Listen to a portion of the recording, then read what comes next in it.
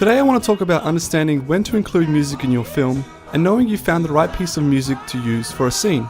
Because for over the past 25 years, one of the modern masters when it comes to answering these questions has been this guy.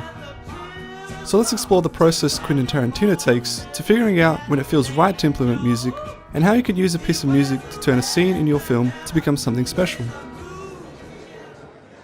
It was a teenage wedding and the old folks wished them well. You could see that Pierre did truly love the mademoiselle.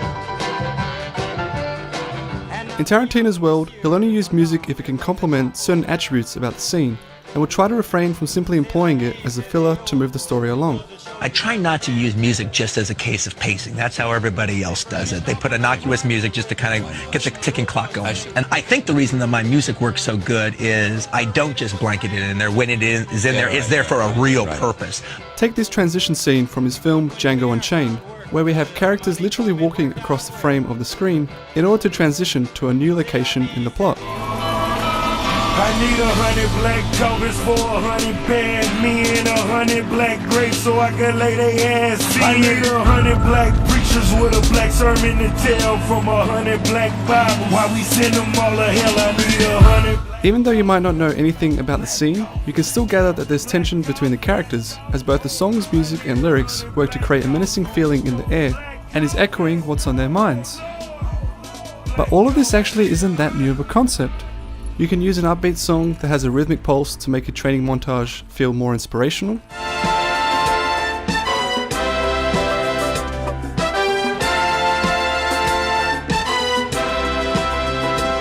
Or you can employ music in an even more obvious way.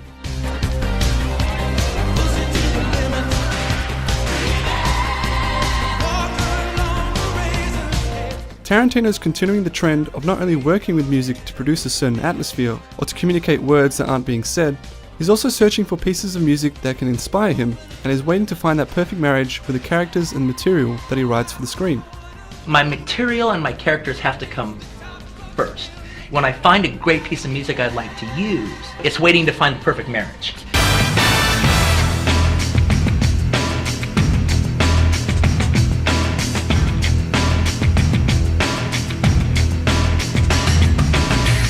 For Tarantino, music combined with the right visuals represents the most cinematic moment he can create.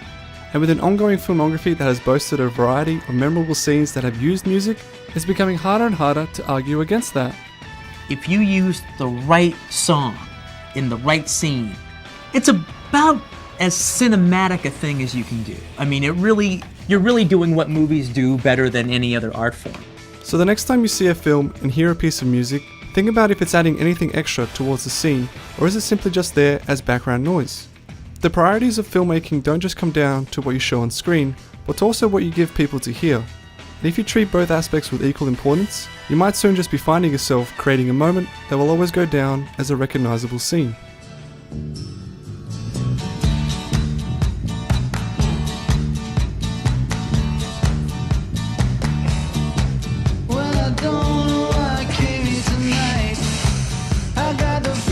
Something ain't right.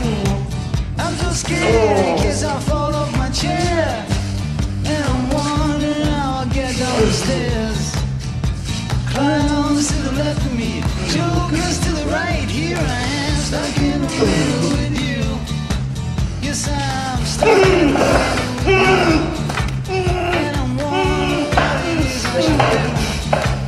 It's so hard to keep the smile from my face. Hold still, yeah. Fuck.